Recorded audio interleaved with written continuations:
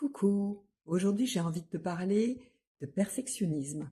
Tu sais, ce truc où tu cherches à contrôler, à maîtriser le truc. Et ce qui est drôle, c'est que j'ai pas compté le nombre de vidéos là que j'essaye de faire pour te parler de ce sujet. Ça vient me chercher. Moi aussi, j'aimerais bien faire. Moi aussi, j'ai envie de faire passer mon message. Et du coup, si je suis pas satisfaite de la vidéo, je suis capable de la recommencer encore et encore. Tu vois, ça vient encore me chercher. Et ça parle vraiment de quelque chose que j'entends aussi régulièrement dans mes accompagnements. C'est pour ça que j'ai envie de te partager une histoire pour étayer un peu ce truc-là. Il y a plusieurs années de ça, j'étais soutien technique dans un week-end de développement personnel. Et ce week-end était animé par ma formatrice, ma mentor de l'époque, avec un autre soutien technique. Et à la pause déjeuner, on était réunis tous les trois avec les autres qui nous accueillaient pour ce week-end de développement personnel. Et ma mentor raconte que son fils est en train de se séparer et qu'elle lui avait demandé de ne surtout rien dire à son grand-père.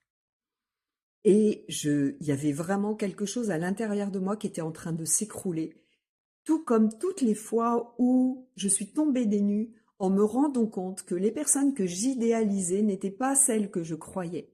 Parce qu'il y a la figure sociale et puis il y a la personne derrière, en off, chez elle, dans son pyjama. Comment elle agit, celle-ci? Est-ce qu'elle est la même que celle qui fait sa, ses interventions professionnelles? Je me suis vraiment plusieurs fois dit, mais waouh, mais je m'imaginais pas ça d'elle.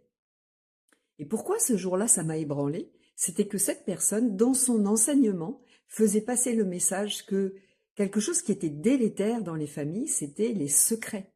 Et là, elle était en train de nous raconter qu'elle disait à son fils qu'il ne fallait surtout pas dire ça à son grand-père parce que ça allait l'ébranler.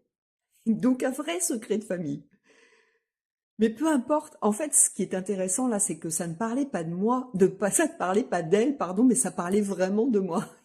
Ça parlait de moi, de comment moi je me mets la pression, comment j'idéalise les gens. Et du coup, si j'idéalise les autres, ça veut dire que moi, je me mets une pression de dingue pour être à la hauteur.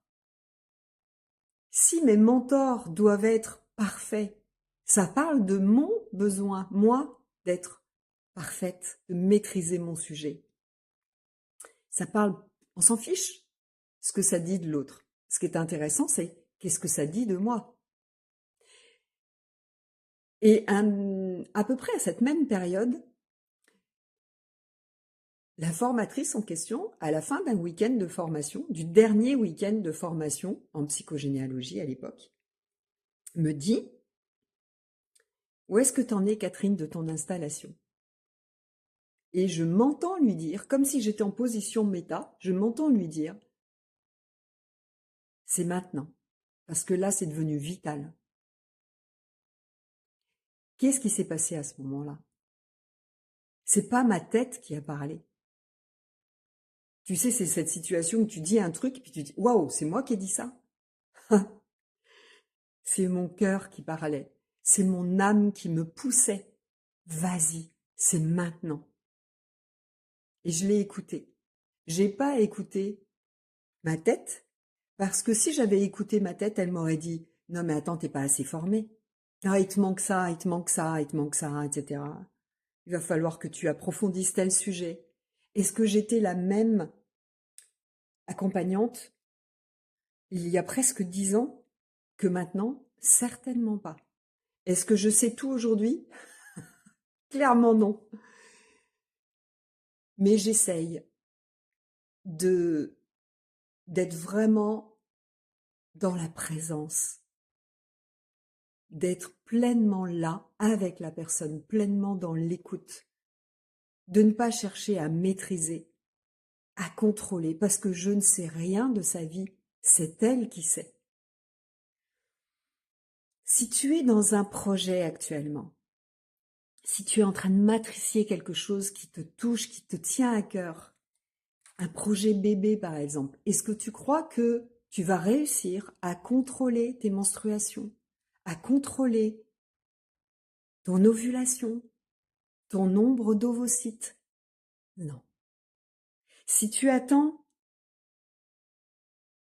tu es dans ce désir de perfection, si tu attends de tout savoir pour te lancer dans ta maternité ou dans une reconversion, dans la rencontre qui va changer ta vie, la rencontre amoureuse qui va changer ta vie, si tu attends d'être parfaite pour ça, de tout savoir, de tout maîtriser, j'ai une mauvaise nouvelle. Ça va pas se manifester de sitôt.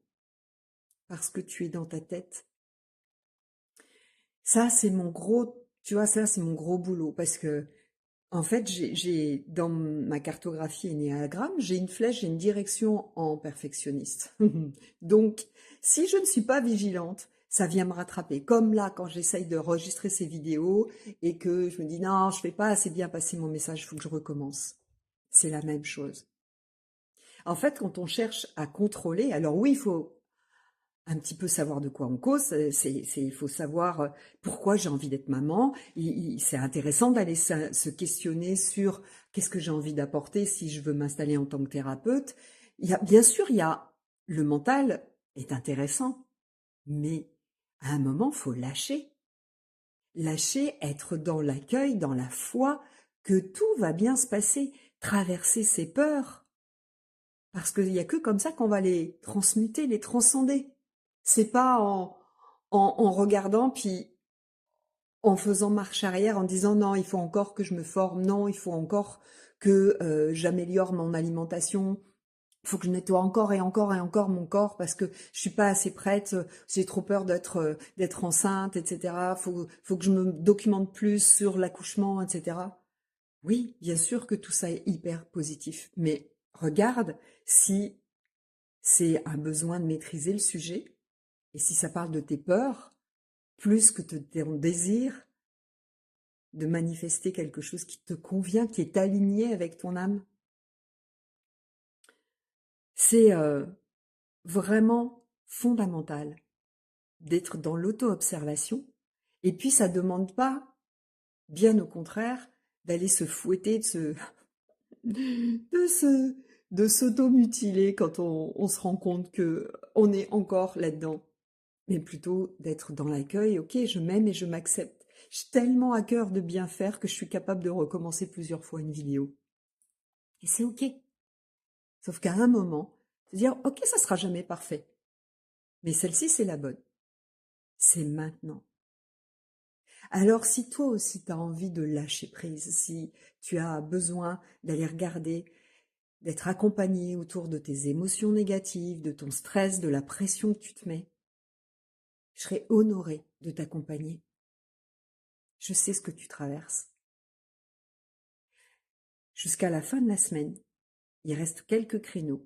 Si tu prends rendez-vous avec moi, tu as 20% sur tout l'accompagnement.